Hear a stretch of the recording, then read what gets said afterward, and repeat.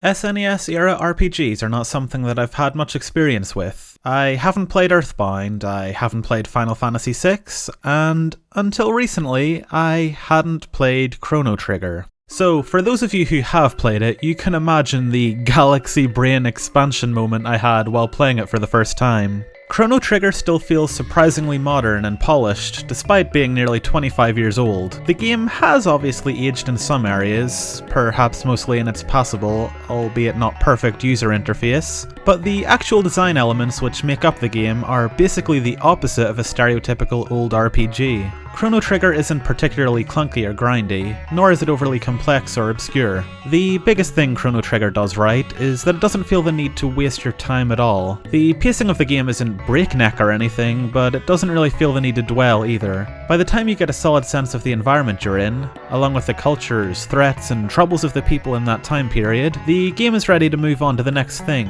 At no point does it feel like a drag, but the payoff to the plot points set up in each area always land despite the brisk pace.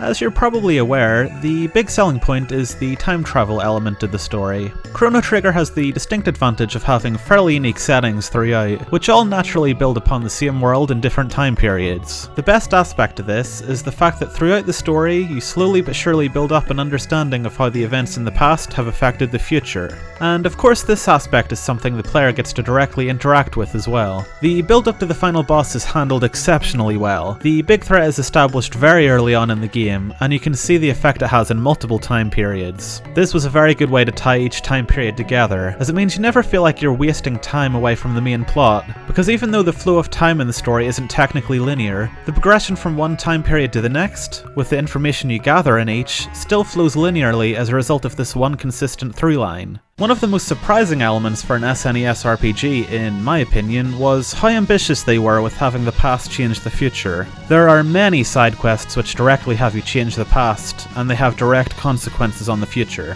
which is all really cool. I can't spoil it, but there's one plot element which is super shocking and all, and if you've played it you'll know exactly what I'm on about. But after playing the game, I found out that the resolution to that plot point is entirely optional, which is completely mind-blowing to me. Things like that are really great for replayability, and making you feel like you actually have a choice in how the story plays out. I don't know if I'll ever play the game and not resolve that plot point, but the fact that the option exists at all is something which I really appreciate, and I would absolutely love it if more games included side quests with such importance. Even some of the smaller side quests have a much greater sense of importance compared to other RPGs, due to the fact that, as I've said, they can influence the world in the future. The world of each time period feels like a character in themselves, and due to the quick pacing of the plot, you'll always leave an era wanting to see more of it, and the game capitalizes on this by providing optional side quests towards the end of the game, which expand greatly on the world and the characters in it. This creates what has to be one of the best casts of characters in any game I've ever played. Every party character is both interesting from a story perspective, as well as actually being useful in battle.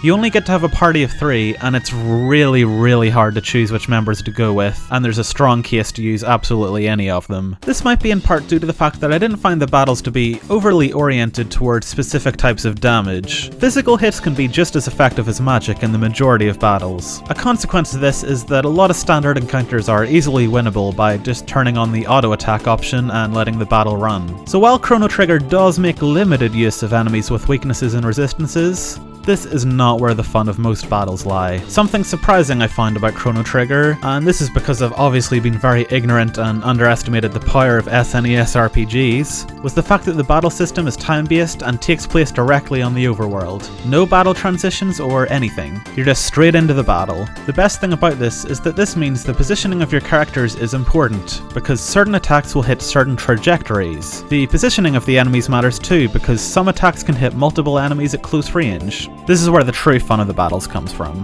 There are 2 elements of timing. One while you charge your own attack meter, and another where you need to time when to attack after the fact to maximize your damage to multiple enemies. Granted, this element becomes less important when multi-target magic is introduced later in the game, but this is where the true uniqueness and novelty of Chrono Trigger lies. The fact that I can still call Chrono Trigger novel after 25 years is a testament to the battle system. Or maybe I've been playing the wrong games, who knows. Even so, the battle system has a flair to it that completely blindsided me, and once combo attacks get introduced, then it's another ballgame entirely. The beauty of the system is that it's immediately understandable. It's not a particularly complex system, but it's very easy to become engaged with it because you'll be constantly thinking about what to do next, while being on a very short timer to come up with your next move. When a character's menu appears, it can become a mad dash to try and find the right option as quickly as possible, which is fun in its own right. Seemingly, a common theme with all of my favourite games is an excellent soundtrack, and Chrono Trigger doesn't disappoint. A couple of songs of note are Wind Scene, which has been stuck in my head since I played the game, and of course the battle theme as well. There are numerous great character themes throughout, but I would be remiss if I didn't mention the amazing final boss music. I don't want to spoil too much about the final boss for obvious reasons, so I won't, but let me just paint a picture for you. Early on in the game, your first impression of the big scary final boss is an absolutely horrifying sounding scream. This scream is super memorable, and when you think of the final boss, the first thing you're going to think of will probably be the scream. So you're fighting the final boss, right? You're sitting here stressing out because this fucker can basically one-shot your party if you don't keep up with it, but at the same time you're out here jamming to the awesome music, and...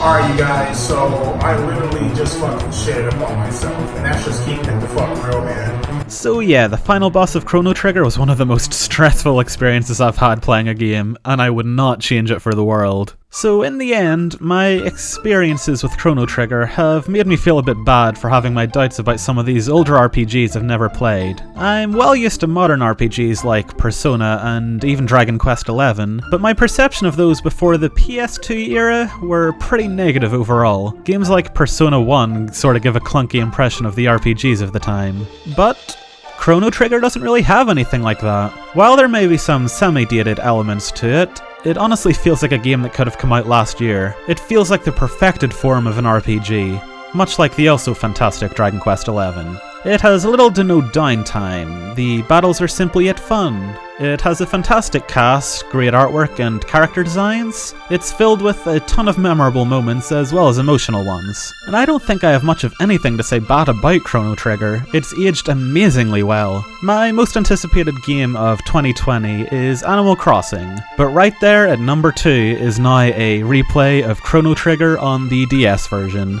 Sorry Persona 5 Royal and Scramble, Tokyo Mirage Sessions and Rune Factory 4, but Chrono Trigger has shown me the light. I think I'll be a bit more forthcoming about knocking out the never-ending backlog from here on out.